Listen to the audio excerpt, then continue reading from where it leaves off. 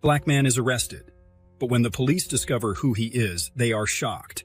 In the comfort of his home, Thierry Dupont, a respected judge, was with his 10-year-old son, Lucas. The calm of the night was interrupted by a loud knock at the door. "Stay here, son," Thierry said, standing up with a dark premonition. Opening the door, he was greeted by officers led by Captain Pierre Dubois. "Thierry Dupont, you are under arrest for corruption and conspiracy," Dubois announced. Thierry's eyes widened in surprise and indignation. "This is a mistake," he replied. "I have the right to know what I'm being accused of." Before he could react, the police handcuffed him in front of Lucas, who now stood at the door, eyes filled with tears. "Dad, what's happening?" the boy asked, voice trembling. Thierry smiled faintly. "Everything will be all right, Lucas. Trust me," he said as he was led away. As Thierry was taken away, Pauline Martin, an investigative journalist, watched the scene with interest. She was in the middle of an investigation into police and political corruption. With a keen instinct for news, she began recording the arrest with her phone. In a luxurious office, corrupt businessman Antoine Leblanc smiled at the news of Thierry's arrest. He knew Thierry, a strict judge, was an obstacle to his corrupt plans. Framing him was the only way to ensure the continuation of his illicit businesses. Captain Dubois, convinced of Thierry's guilt, led the operation firmly. However, seeing Thierry's genuine reaction, a doubt began to arise. His eyes flickered for a moment, but he quickly regained his composure. Inside the patrol car, a young officer named Jacques looked at Thierry with admiration. "He is Judge Dupont," he murmured. "The man who fought against corruption for years. How could he be involved in this?" His more experienced colleague shook his head. Nothing is what it seemed," he replied. But the doubt was planted. Soon after Thierry's arrest, headlines dominated the newspapers and news channels. "A corrupt judge exposed," blared the front page of one of the country's biggest newspapers. In front of the police station, a crowd of journalists awaited. When Thierry was led out of the police car, camera flashes momentarily blinded him. He tried to keep his head up, but the shame and despair were evident in his eyes. Reporters shouted questions. "How do you feel being a traitor to your own system? Do you deny all the charges?" Thierry remained silent, knowing any word could be twisted. The crowd murmured, some pointing accusing fingers. The public humiliation was crushing. Being a black man in a position of power increased the hostility and prejudice in media and public reactions. He felt the weight of judging eyes, each camera flash a direct blow to his dignity. Pauline Martin began to dig deeper. The speed at which evidence surfaced against Thierry raised suspicions. In her small office, Pauline typed frantically, cross-referencing information and revisiting reliable sources. She knew something was not right. The next morning, her article was published. Framed Judge, Hoax or Truth? In it, Pauline questioned the validity of the charges and suggested Thierry might be a victim of a conspiracy. The article quickly spread on social media, generating heated debates and dividing opinions. Pauline's courage brought hope to those who believed in Thierry's innocence. Her phone wouldn't stop ringing, with people offering support and others making veiled threats. While Thierry faced public shame, Antoine Leblanc was at a lavish event, surrounded by influential politicians and businessmen. "Hey, we did it, gentlemen," Antoine said with a confident smile. "Thierry Dupont is out of our way. Now we can continue our business without interference." The others toasted in response, laughing and exchanging complicit glances. Antoine knew the battle was far from over, but that moment of triumph was sweet. He was confident he had taken every precaution to ensure Thierry wouldn't recover easily. Meanwhile, Lucas's life turned into a nightmare. At school, he was the target of cruel jokes and relentless bullying. "Your father is a criminal," one of the boys shouted, pushing Lucas against a locker. "Are you just like him?" another mocked. Teachers tried to intervene, but the situation was out of control. Lucas felt alone and helpless. The laughter and insults echoed in his mind, and he avoided eye contact with anyone. Each day at school was torture, and he wondered if life would ever return to normal. Racial prejudice exacerbated Lucas's suffering, making him feel even more isolated. He began to have nightmares and lose interest in things he once loved, the emotional pressure crushing him daily. Marie Durand, Thierry's friend and defense attorney, began investigating the evidence. In her office, Piles of documents and reports were scattered around. Marie analyzed every detail, looking for inconsistencies. Talking to witnesses and revisiting evidence, Marie found details that didn't fit. Contradictory testimonies and planted evidence began to emerge. With each new discovery, her determination grew. She knew proving Thierry's innocence would be a monumental task, but she was willing to go to the end. The pressure was intense, but friendship and justice gave Marie the strength she needed to continue. She spent sleepless nights reviewing every line of testimony and every piece of collected evidence. On the morning of the trial, the courtroom was packed. The buzz of conversations echoed off the walls. Thierry sat next to his lawyer, Marie Durand, watching every move in the courtroom closely. When the judge entered, silence fell instantly. Thierry could feel his heart pounding in his chest, as if he was facing a silent battle. Marie stood up with determination. "Your Honor, I would like to present a series of inconsistencies in the evidence against my client, Thierry Dupont," she began, handing documents to the judge. "The prosecution's witnesses have contradictory testimonies, and some evidence was clearly tampered with." She highlighted each point with precision, her voice clear and firm, as tension in the courtroom mounted. The judge's eyes, though attentive, revealed a disturbing impassivity. Pauline Martin continued her parallel investigation. One rainy afternoon, she received a phone call from an anonymous source. "I have something that might interest you about Judge Dupont's case," said the voice on the other end. Pauline met the source in a discreet cafe. The man, nervous, handed her an envelope. Back at her office, Pauline opened the envelope with trembling hands. Inside were documents showing suspicious bank transfers and intercepted conversations indicating a conspiracy to frame Thierry. Pauline knew this information could be key to Thierry's defense. She immediately contacted Marie to share the discovery. Her heart was racing, excitement mixed with a sense of urgency. Antoine Leblanc, increasingly nervous, called Julien Lefebvre, his accomplice, for a private meeting. "Julien, we must keep our story at all costs," Antoine said, his voice low and threatening. "If Thierry proves his innocence, we're finished." Julien, visibly uncomfortable, nodded. "I know, Antoine, but things are getting complicated." Marie is relentless, and Pauline found something. "I'm afraid everything will fall apart." Antoine grabbed Julien by the collar. "Then do whatever it takes to ensure it doesn't fall apart. Do you understand?" Julien swallowed hard, feeling the weight of the threat hanging over him. As pressure mounted, Captain Pierre Dubois began to question Thierry's guilt. At his desk, he reviewed reports and evidence again. Marie's dedication to highlighting inconsistencies and Pauline's courage in investigating beyond the surface planted seeds of doubt in his mind. Dubois, known for his sense of justice, couldn't ignore the signs of manipulation that began to emerge. He found himself reflecting on his actions and the speed with which he had accepted the evidence against Thierry. Am I making a mistake?" he thought, as the weight of his responsibilities pressed harder on his shoulders. Dubois' internal struggle became increasingly evident, his usually stern face now marked by worry lines. With each new discovery, his belief in the integrity of the investigations was shaken. In court, after Marie's presentation of inconsistencies, the prosecutor approached Thierry with a proposal.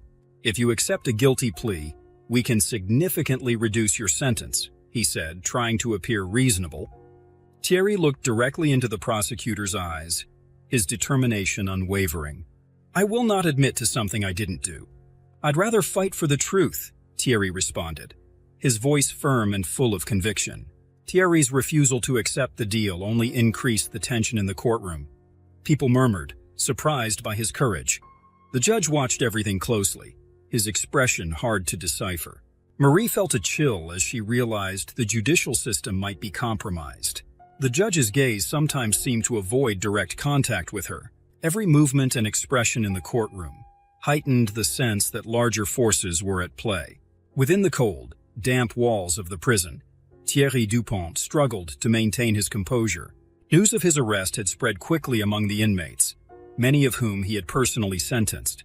However, the situation worsened when Antoine Leblanc bribed guards and inmates to ensure Thierry was constantly targeted for assaults.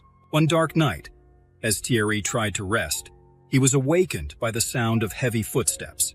Three inmates, accompanied by a corrupt guard, invaded his cell. "Time for payback, Judge," one of them growled. Thierry tried to defend himself, but the blows were swift and relentless. Each punch and kick was accompanied by insults and threats. The metallic smell of blood filled the air, and the searing pain in his body made each second feel like an eternity. While Thierry faced hell in prison, his son Lucas lived his own nightmare.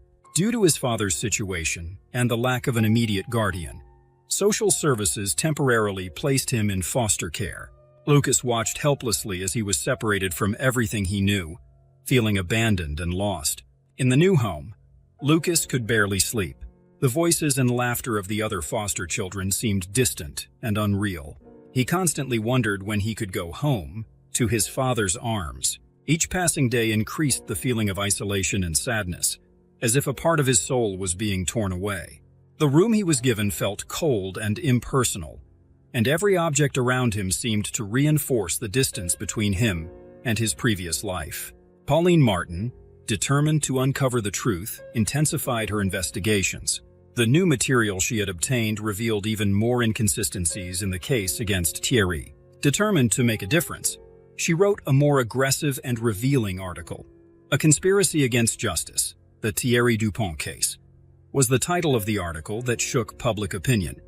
In it, Pauline detailed all the new discoveries, questioning the integrity of the investigations and pointing to a possible conspiracy. Reactions were explosive. While some still believed in Thierry's guilt, many began to doubt the official narrative. Pauline's courage brought a new wave of hope to those who believed in Thierry's innocence. Marie Durand finally found a key witness who could change the course of the case. In a small cafe, she met with a former employee of Antoine who was willing to talk. "And I can't live with this on my conscience anymore," he said nervously. "Antoine paid me to falsify evidence against Thierry." Marie listened intently, recording every detail. This new witness could be the missing piece to dismantle the prosecution. She knew the path would be difficult, but this revelation brought new hope. With the signed statement and collected evidence, Marie was more determined than ever to save Thierry. The gleam of hope in her eyes contrasted with the fatigue of sleepless nights as she prepared for the upcoming legal battle. Inside the prison, the environment became even more hostile for Thierry. One day, while heading to the cafeteria, he was surrounded by a group of inmates. "Look who's here, the great Judge Dupont," one of them mocked. Before Thierry could react, he was brutally attacked. The inmates he had put behind bars now took out all their anger and frustration on him. Thierry tried to protect himself, but the blows were relentless. The feeling of helplessness and injustice consumed him. Each punch was not just a physical assault, but a cruel reminder of how he had been betrayed and unjustly punished. The sound of the blows and Thierry's cries of pain echoed through the prison corridors as he clung to the hope that justice could still prevail. In the foster home, Lucas spent his days in deep sadness.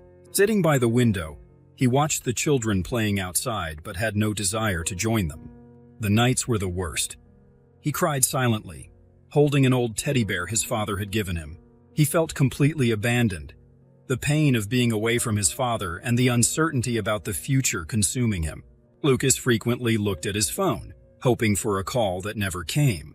The few visits from Marie were his only source of comfort, but even then, he couldn't avoid the overwhelming feeling of loneliness. The lack of answers and constant fear made his days endless and painful. He wondered if he would ever again feel the security and love he had lost. Captain Pierre Dubois was in his office, with evidence and reports spread across his desk. The growing sense of doubt kept him from sleeping. Reviewing the documents again, he began to notice significant flaws, testimonies that didn't align, inconsistent bank records, and a timeline that simply didn't make sense. Dubois frowned, feeling guilt gnawed his previous convictions. "So, how did this pass through other departments without raising questions?" he murmured to himself. He knew something was deeply wrong. Determined to correct the mistake, he decided to investigate further, starting to question those he once believed to be trustworthy. The search for the truth became a personal mission, an internal struggle between his duty and the truth. Pauline Martin continued her tireless investigation. During a long and exhausting night, while reviewing a pile of digital files and legally obtained recordings, she found a video that caught her attention. The video showed a meeting between Antoine and his accomplices, but the audio was distorted and the voices inaudible. Although she couldn't understand what was being said, Pauline realized the video indicated a suspicious relationship between Antoine and other influential individuals. Knowing she had an important clue, Pauline immediately contacted Marie to share the discovery. "Marie, you need to see this. It might not be definitive proof, but it certainly raises more doubts about Thierry's guilt," she said, her voice trembling with excitement. Marie watched the video several times, analyzing every detail. "This might be enough to get a review hearing," she said determinedly. They both knew the video wasn't conclusive, but it was an important step in exposing the conspiracy. Marie arranged a visit for Lucas to see his father in prison. On the day of the visit, Lucas was nervous but eager to see Thierry. When he finally entered the visiting room and saw his father, he ran to hug him. "Dad, I missed you so much," Lucas said, tears in his eyes. Thierry hugged his son tightly, feeling a wave of relief and love. "I missed you too, son. I missed you too," he replied, his voice choked with emotion. That moment brought emotional relief to both Thierry and Lucas. "We will overcome this together, Lucas." "I promise," Thierry said. The exchange of looks between them spoke more than 1,000 words. Marie Durand, armed with the new evidence provided by Pauline and Dubois, review, managed to schedule a hearing to review Thierry's case. On the day of the hearing, the courtroom was filled with journalists and onlookers, all eager to see the outcome. The tension was palpable. Marie, confident and determined, presented the new evidence to the judge. "Your Honor, this evidence clearly shows my client was the victim of a conspiracy. Although the video is not conclusive, it indicates a suspicious relationship between Antoine and other influential individuals. We ask that all charges against him be reconsidered in light of these new discoveries," she argued. The judge, impressed with the solidity of the new evidence and the flaws found by Dubois, agreed to reassess the case. A sense of hope began to permeate the air. During the hearing, Thierry had the opportunity to speak. He stood, took a deep breath, and with a voice choked with emotion, began to speak. "Your Honor, ladies and gentlemen, I was unjustly accused and imprisoned for a crime I did not commit. The pain of being separated from my son and being publicly humiliated is indescribable. But I am here to fight, not just for myself, but for all who have been victims of a corrupt system." He paused, letting his words echo through the courtroom. "But the truth always finds a way. I thank everyone who believed in me and worked tirelessly to bring the truth to light. I ask not just for justice for myself, but for all who have been wronged by a corrupt system." Many in attendance had tears in their eyes. Lucas, sitting next to Marie, looked at his father with renewed admiration. Thierry's speech touched everyone, reminding them of the importance of fighting for truth and justice. The tension in the air was palpable, but there was also a growing sense that the tide was finally turning in Thierry's favor. Captain Pierre Dubois was increasingly convinced of Thierry Dupont's innocence. Sitting in his office, he reviewed the evidence he had collected, feeling a mix of frustration and determination. Dubois knew that by helping Thierry, he was risking his own career, but the pursuit of truth was more important to him. He looked at the documents scattered on the table, feeling the weight of responsibility on his shoulders. How did this go unnoticed, he thought, doubt gnawing at his previous convictions. Finally, he decided to act. In secret, Dubois began gathering additional evidence and investigating the individuals involved in the conspiracy. He knew he needed to be discreet, as any misstep could reveal his intentions and compromise his position. The decision to help Thierry was risky, but Dubois was determined to do the right thing. Pauline Martin continued her relentless search for the truth. One afternoon, she met with a reluctant witness, a former employee of Antoine who had crucial information. "You need to understand, this is a chance to correct a great injustice," Pauline said, her voice full of urgency and sincerity. The witness hesitated, fear evident in his eyes.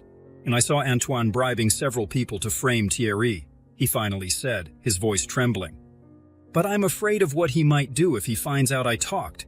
"You are not alone," Pauline assured. "We have a team of people who believe in the truth. Together, we can ensure your safety." Convinced by Pauline's passion and determination, the witness agreed to speak publicly, a step that could turn the tide in Thierry's favor. The decision to testify was difficult, but the promise of protection and justice offered tangible relief. After convincing the witness to speak, Pauline found an anonymous letter on her desk. The envelope without a sender bore only her name. Opening it, she found a threatening message. "Stop meddling where you don't belong or you will face the consequences." Pauline felt a chill run down her spine. The threat wouldn't deter her, but it made clear the danger she was facing. With trembling hands, she kept the letter, feeling the pressure mounting. Antoine Leblanc began to realize things were not going as planned. He noticed Julien Lefebvre, his accomplice, was acting strangely. Julien avoided meetings, and his answers became increasingly evasive. Antoine, suspicious, began investigating Julien's loyalty. One night, in a private meeting, Antoine confronted Julien. "Are you hiding something from me?" Antoine asked, his voice cold and threatening. Julien was sweating, feeling the weight of suspicion. "No, Antoine. I'm just worried about how much we are risking," Julien replied, trying to stay calm. However, Antoine was not easily convinced and decided to keep Julien under surveillance.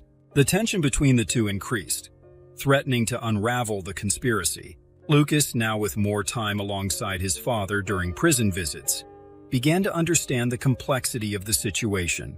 During conversations with Thierry, he realized the depth of the injustice his father was facing. "Dad, I know you're innocent, and I want to help," Lucas said firmly. Thierry, moved, patiently explained all the details of the case to Lucas. "The truth will prevail, son, and your strength gives me even more courage to fight," Thierry said, feeling a new vigor seeing Lucas's unconditional support. This understanding and support further strengthened the bond between father and son, fueling Thierry's resilience. Lucas, once confused and scared, now felt a new determination growing within him. Marie Durand, dedicated to proving Thierry's innocence, continued her relentless investigation. One afternoon, while reviewing documents and financial records, she found a crucial clue, a direct link between Antoine and the actual crime Thierry was accused of committing. The record showed a suspicious bank transfer connecting Antoine to one of the main perpetrators of the crime. "This is it," exclaimed Marie, feeling a mix of surprise and relief. With this new evidence, she knew she had an even stronger argument to present in court. The discovery not only strengthened Thierry's case, but also exposed Antoine's true nature. The growing tension indicated the final showdown was approaching. Captain Pierre Dubois, driven by his growing certainty of Thierry's innocence, decided to take more decisive action. One quiet night, he met secretly with Marie Durand in a discreet cafe. With a serious look, Dubois handed her an envelope full of confidential documents. "These are proofs I collected in secret. They show direct connections between Antoine and the real culprits, including Julien Lefebvre," Dubois said, his voice filled with urgency. Marie opened the envelope and saw a series of documents, including bank records and intercepted communications. "This is exactly what we need to strengthen Thierry's defense," Marie replied, her eyes shining with determination. Feeling a wave of hope, she began planning how to use them effectively in court. During a visit to the prison, Marie shared the evidence with Thierry. We have bank records and intercepted communications connecting Antoine and Julien to the real culprits," Marie explained, showing the documents to Thierry. Seeing the evidence, Thierry felt a mix of anger and determination. "So it was Antoine all along and Julien is involved? They will pay for this," he said, clenching his fists. Days before handing the evidence to Marie, Dubois had noticed strange behavior in Julien. During a routine investigation, he saw Julien in a clandestine meeting with Antoine. Observing from a distance, Dubois realized Julien was nervous and avoided direct eye contact with Antoine, suggesting he knew more than he was revealing. This behavior raised suspicions and motivated Dubois to investigate further, leading to the discovery of the evidence. Pauline Martin was preparing an article that would shake the foundations of local society. After weeks of investigation and validation of information, she finally had the necessary material to expose Antoine Leblanc's corruption. Sitting in her office, Pauline typed frantically, her fingers flying over the keyboard as she wrote every detail of her findings. The next morning, her article was published with the title, "Corruption Exposed: The Truth About Antoine Leblanc." In it, Pauline detailed the suspicious transactions, bribes, and manipulations Antoine had conducted to frame Thierry. The article spread quickly, causing an uproar in public opinion and putting Antoine under an unwanted spotlight. Reactions were immediate, with protests and demands for justice growing every hour. Desperate with the new wave of accusations and Pauline's devastating article, Antoine LeBlanc decided to act to protect his interests. He began trying to silence witnesses who could testify against him and eliminate any incriminating evidence. Antoine used his contacts to bribe, threaten, and intimidate those who possessed dangerous information. Julien Lefebvre, realizing the increasing tensions, felt more and more insecure. "We need to end this before it's too late," Julien thought, fearing both Antoine and the possibility of being exposed. Antoine, relentless, reinforced his threats to Julien and others involved, heightening the atmosphere of fear and distrust. During prison visits, Lucas began to see the true strength and resilience of his father. Every conversation, every gesture from Thierry showed the unwavering determination of a man fighting for justice. Lucias, who had previously been lost and confused, now saw Thierry as a hero, someone facing adversity with courage and dignity. "Dad, you are a true hero," Lucas said one day, his eyes shining with admiration. Thierry, moved, smiled at his son. "I'm doing this for us, Lucas. And with you by my side, I feel stronger," he replied. This new dynamic brought a deep emotional connection between father and son, fueling the hope that justice would prevail. Determined to expose the truth and turn the tables on Antoine, Thierry began planning a direct confrontation with Julien Lefebvre. During one of Marie's visits, Thierry shared his plan. "Julien is the key. He knows everything and can give us the confession we need," Thierry explained, holding the documents showing Julien's connection to Antoine. Marie, worried but confident in Thierry's determination, agreed to help. "Let's bring him here under the pretext of a plea negotiation," she suggested. Thierry nodded, knowing this was the opportunity he had been waiting for. The tension increased as they planned every detail of the encounter. When Julien was finally brought to the visiting room, he was visibly nervous. Thierry, with a firm voice, began to confront him. "Julien, we have evidence of your connection with Antoine. It's time to tell the truth," Thierry said, looking directly into Julien's eyes. Julien, sweating and visibly shaken, realized he was cornered. The weight of guilt and fear of Antoine's reprisals pressed on him. "If you confess, you might have a chance at redemption," Thierry insisted, the tension in the air almost palpable. Julien knew this was his only chance to escape Antoine's shadow and decided it was time to speak. Antoine LeBlanc was growing increasingly paranoid. The news about the investigations and mounting media pressure began to affect him. He hired a private investigator to monitor Thierry and his allies' movements. One night, the investigator brought alarming news. Thierry is planning a direct confrontation with Julien Lefebvre to force him to confess, the investigator reported. Antoine felt a wave of panic. He knew that if Julien confessed, everything would be lost. Determined to sabotage the plan, Antoine began manipulating his influences within the prison. He bribed some guards to ensure Thierry was placed in isolation, making any attempt at communication or action difficult. Meanwhile, Julien Lefebvre was being consumed by guilt. Antoine's constant threats and the pressure of the situation were starting to affect his sanity. Julien spent sleepless nights, reliving his actions and the impact they had on Thierry's life.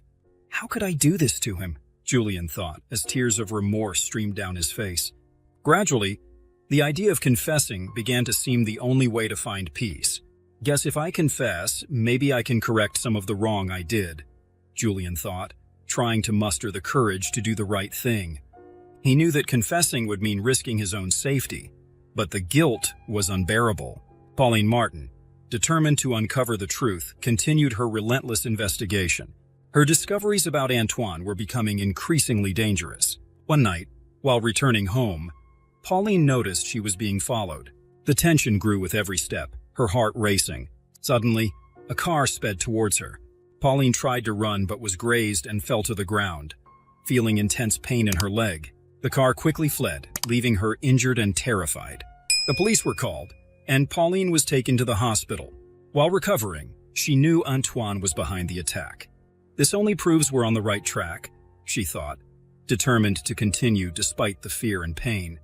Marie Durand, tireless in her quest for the truth, continued reviewing documents and collected evidence. One afternoon, while examining financial records, she found a clue that could change everything. An encrypted email between Antoine and an accomplice detailing the plan to frame Thierry. "This is the proof we need," Marie exclaimed. Feeling a mix of relief and excitement, the evidence was clear and irrefutable. With this new information, Marie knew she could present a strong case in court, exposing the full extent of Antoine's corruption. She immediately contacted Pauline and Dubois, sharing the discovery and preparing for the next step. While all this was happening, Thierry was abruptly removed from his cell and taken to isolation. The small, dark, and cold cell increased the sense of despair and helplessness. Unaware of what was happening outside, Thierry felt more alone than ever. Isolation was part of Antoine's plan to sabotage any attempt by Thierry to communicate with Julien or his allies. Thierry spent his days in silence, trying to maintain his sanity and hope. "They cannot break my will," he thought, despite the growing sense of despair. The courtroom was packed, all eyes on Julien Lefebvre. The atmosphere was heavy with tension, with journalists and onlookers eager to know the case's outcome. Under intense pressure, Julien knew he couldn't delay the truth any longer. He stood up, visibly trembling, and looked directly at the judge. "I can't live with this guilt anymore," Julien began, his voice shaking. "Antoine Leblanc forced me to frame Thierry Dupont. We falsified evidence and bribed witnesses to ensure he was convicted." The room erupted in murmurs and whispers, the shock palpable. The judge called for silence, and Julien continued. "I did it out of fear and greed, but I can't bear the guilt anymore." "Thierry is innocent," Julien's words echoed through the courtroom, and he broke down in tears, completely destroyed by the pressure. As Julien confessed, Antoine Leblanc, who was present in the courtroom, realized his situation was becoming untenable. He discreetly stood up and tried to leave the courtroom unnoticed. However, one of his accomplices, who had been bribed and threatened numerous times, decided it was time to redeem himself. When Antoine was about to leave, his accomplice, a man with a somber and tired look, stood up. "There's more you need to know," he shouted, catching everyone's attention. Antoine stopped, frozen, as the accomplice began revealing even darker secrets. "Antoine not only framed Thierry, but is also involved in influence peddling and money laundering schemes. He threatened my family to force me to cooperate." The revelation shocked the audience even more. Seeing that he had no more escape, Antoine tried to run but was quickly detained by the court security. His desperate attempt to flee only reinforced his guilt in everyone's eyes. With Julien's and Antoine's accomplices' confessions, Thierry's case was quickly reassessed. The judge, now convinced of Thierry's innocence, ordered his immediate release. The community, which had followed the case closely, gathered in front of the courthouse to support Thierry. When Thierry left the courthouse, he was met with applause and cheers. People held up signs and banners with messages of support and justice. Thierry, emotional, looked at the crowd and saw familiar faces, friends, neighbors, and even strangers who believed in his innocence. "Thank you, all of you," Thierry said, tears in his eyes. "Why, without your support, I wouldn't have made it." He was hailed as a hero by the community, and his determination to fight for justice inspired many. Pauline Martin, who had risked her life to uncover the truth, now had all the pieces needed to tell the complete story. She spent the night working frantically on her article, detailing every aspect of the case, from Antoine's conspiracy to Thierry's fight to prove his innocence. The next morning, the article was published with the title, "The Fall of Antoine Leblanc, The Truth Revealed." The response was overwhelming. Pauline received numerous accolades for her brave and tireless work. Her article not only helped clear Thierry's name, but also exposed the deep-rooted corruption, sparking a movement for reform within the judicial system. Captain Pierre Dubois, who had played a crucial role in turning the case around, knew he had one final task to complete. He called a press conference to publicly apologize to Thierry. Standing before the cameras and microphones, Dubois appeared visibly emotional. "I would like to take this opportunity to publicly apologize to Thierry Dupont," Dubois began, his voice firm but laden with emotion. I made a grave mistake in believing the false evidence presented against him. Thierry is an innocent and courageous man, and I deeply regret the suffering he and his family have endured. Thierry, present at the press conference, approached Dubois and extended his hand. Thank you, Captain. I accept your apology, Thierry said, shaking Dubois' hand. The symbolic gesture concluded Dubois' journey of redemption and marked the beginning of a new phase for Thierry and his community. Now more united and vigilant against injustice, Thierry and Lucas, finally reunited, began rebuilding their lives.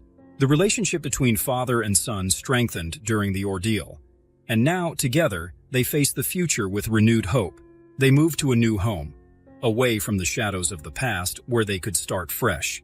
"We did it, son," Thierry said, his voice filled with emotion as he hugged Lucas tightly. "Yes, you did. We are stronger now," Lucas replied, with a confident smile and a determined gleam in his eyes. Marie Durand and Pauline Martin received public recognition for their tireless efforts to help Thierry and expose the corruption. In a ceremony at the town hall, both were awarded medals of honor. "You're the true heroines of this story," declared the mayor, applauded by everyone present. Marie and Pauline, emotional, smiled and exchanged a look of mutual understanding, knowing their work had made a real difference. Antoine Leblanc was tried and convicted of his crimes, including falsifying evidence, bribery, and involvement in corruption schemes. The sentence was severe, reflecting the gravity of his actions. "Justice has finally prevailed," the prosecutor said when announcing Antoine's conviction. For Thierry and many others, seeing Antoine behind bars was a powerful symbol that truth can triumph over injustice.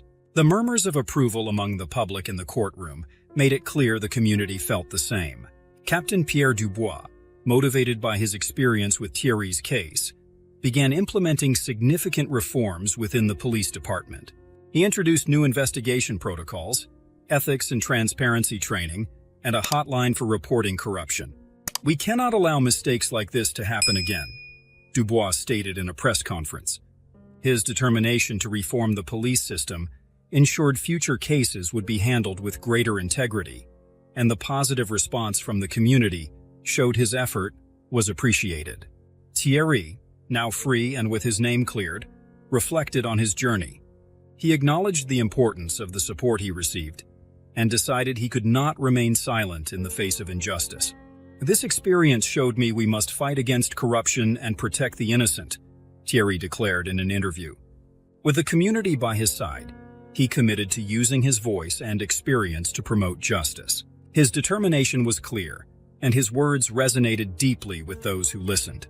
To symbolize his redemption and acceptance by society, Thierry was invited to speak as the keynote speaker at a public event on justice and human rights. Standing on stage before a large audience, Thierry felt a wave of relief and accomplishment.